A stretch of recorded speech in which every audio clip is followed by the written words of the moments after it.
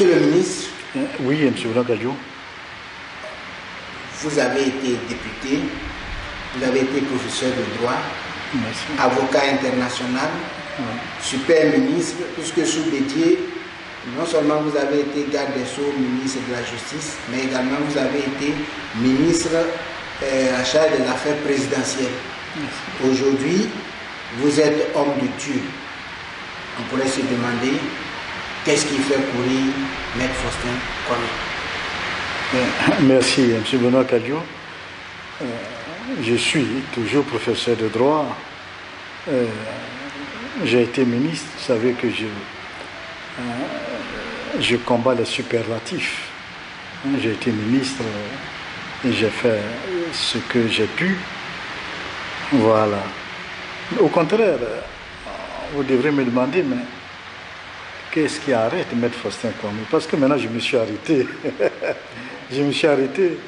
Écoutez, quand le Seigneur vous a tout donné, vous lui donnez sa part. En réalité, j'ai été consacré depuis le ventre de ma mère, comme Jérémie. Je suis né à Grand-Alépé et mon père qui était sacristain. À Grand-Alépé, il y avait un prêtre, un curé, Faustin Agua, Père son âme. Donc, il tenait à ce que je sois prêtre. Donc il a dit à mon père, le prochain enfant, donc c'était moi, à sa naissance, si c'est un nom, tu lui donnes mon nom, tu lui donnes mon prénom, Faustin. Le nom agissant sur la personne, je sais qu'avec ça, il sera prêtre. D'où mon prénom, Faustin. Mais en fait, c'était le père Faustin Agua qui a donc demandé cela. Et puis, la destinée prophétique que Dieu prévoit, oh, vous pouvez vous en écarter. Les hommes de la terre peuvent vous la compliquer et tout. Mais ça se réalise toujours.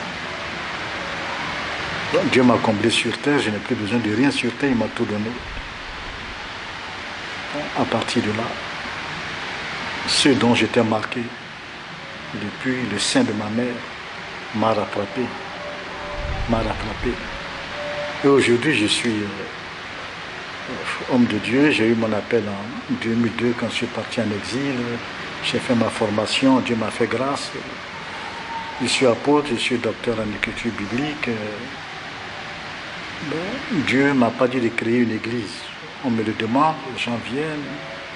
Donc, mais Dieu, étant membre de la mission pour la croissance mondiale des églises, je suis invité par les églises catholiques, protestantes, évangéliques et tout, pour donner des enseignements, pour faire avancer l'église de Jésus-Christ. Comprenez? Je paye mes dîners du culte. Vous me verrez tantôt à l'église catholique, tantôt à l'église protestante, parce que le Christ que je loue, lui-même n'était pas chrétien. Jésus n'était pas chrétien. La chrétienté a commencé à partir de ses disciples. Et puis deux, la Bible nous pose une seule question. Christ nous a laissé dans toute la Bible une seule question. Quand le Fils de l'homme reviendra, existera-t-il encore la foi sur la terre? Il n'a pas dit des chrétiens, il se moque des chrétiens. C'est la foi. Vous pouvez être chrétien, vous pouvez être évêque, vous pouvez être bishop et tout. Mais dans le secret, vous êtes pédophile. Dans le secret, vous êtes adultère. Dans le secret, vous faites du trafic. Christ a dit, je vois l'invisible.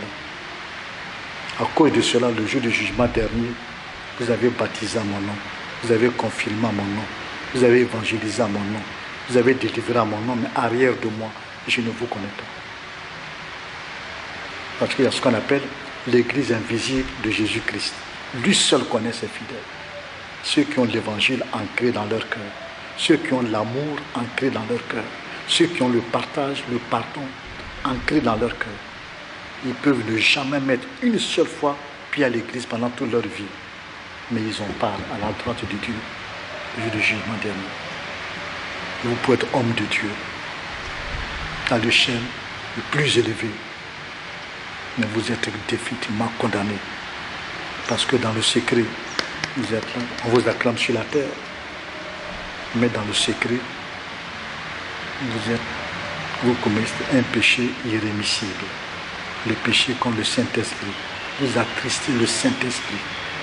Jésus-Christ est un prétexte pour votre qualité. Or, le Christ n'a pas affaire aux qualités. Non, il a affaire aux œuvres. Il n'a pas affaire aux œuvres visibles, il a affaire aux actions invisibles. Donc, voici un peu. Et pendant toute ma vie publique, vous ne pourrez pas citer un seul acte d'injustice de ma part. Un seul acte contre l'évangile.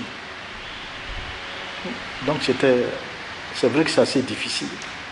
Mais j'ai dit au contraire que la foi, c'est avant dimanche et puis après dimanche. C'est ce que vous faites de lundi à samedi. C'est ce que vous faites avec votre foi, avec votre Dieu dans votre famille, dans votre milieu professionnel, dans votre milieu syndical, dans votre milieu politique, à l'égard de ceux que vous ne connaissez pas. Voici la véritable religion de Christ. Mais il y a trop d'hypocrisie chrétienne. Vous avez des gens qui ont été 5-6 fois en pèlerinage, mais leurs servantes à la maison ne mangent pas ce qu'elles préparent. Qui vont laisser mourir une personne pour 10 000 francs d'ordonnance. Moi qui vous parle, je ne suis jamais allé en pèlerinage parce que chaque fois, je fais partie des dizaines de personnes. Je peux faire donner le montant du pèlerinage, 1 500 000 francs, à des maternités, à des urgences, pour sauver des vies humaines. C'est ma conception des choses. Je suis convaincu qu'en prenant 1 500 000 pour aller en pèlerinage, en prenant 1 500 000 pour faire 4, 5, 6 césariennes, si nous deux, Dieu nous enlevait au même moment, je risque d'avoir part au festin éternel. Donc c'est ce que j'enseigne. J'enseigne aux chrétiens. Éviter les étiquettes. Voilà. Un peu d'amour. Un peu d'amour. Quand on professe, oui, Galates 2:20, j'ai rencontré Christ. Ce n'est plus moi qui vis, c'est Christ qui vit en moi. Et c'est des paroles. Si Christ vit en toi, mais essaie de lui ressembler. Essaie de lui ressembler. Voilà. Essaie de faire comme lui. Donc partout, nous prêchons la dimension sociale de l'évangile. L'Église a l'obligation de faire travailler tous ses membres parce que Dieu bénit l'ouvrage de nos mains. Il n'y a pas de bénédiction sans ouvrage. Et quand il s'agit de faire des offrandes, je dis à ceux qui ne travaillent pas, n'en faites pas. N'en faites pas. Parce que tu ne vas pas donner à Dieu l'argent qu'on t'a donné. Non, tu donnes à Dieu l'ouvrage de tes mains. C'est ce qui est biblique. Donc, nous, hommes de Dieu, nous avons l'obligation, quand on dit cotiser, venez faire des offrandes, première offrande, deuxième offrande. Mais tu dois savoir si tu as mis les gens en mesure de faire des offrandes. Donc, la première obligation de toute église de Jésus-Christ, ce n'est pas de faire prier les gens, ce n'est pas de les amener à gêner, c'est de faire travailler tous tes membres. Et c'est en faisant travailler les membres de ton église que chacun ait des revenus, qu'à ce moment-là, on peut donner. On peut donner. Donc voici un peu notre conception. Partout où nous passons, nous essayons de mettre en place la nourriture pour tous. Voilà, pour dire qu'il n'y a pas de bénédiction sans ouvrage. 0 multiplié par 1000, c'est 0. 0 multiplié par 1 million, c'est 0. Quand vous héritez 1 milliard, il n'y a pas de bénédiction attachée à l'héritage. Parce que l'héritage, c'est l'ouvrage des mains de tes parents.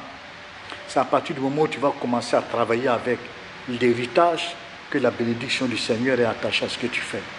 C'est la raison pour laquelle quelqu'un peut hériter 50 millions, un autre peut hériter 1 milliard, mais celui qui a hérité 50 millions, il se souvient des principes bibliques de prospérité. Il va travailler avec les 50 millions. L'autre qui a hérité 1 milliard, lui c'est 1 milliard, il est là, il ne fait rien. Mais dans 5 ans, 10 ans, vous n'allez pas les reconnaître. Alors l'autre va tout dilapider.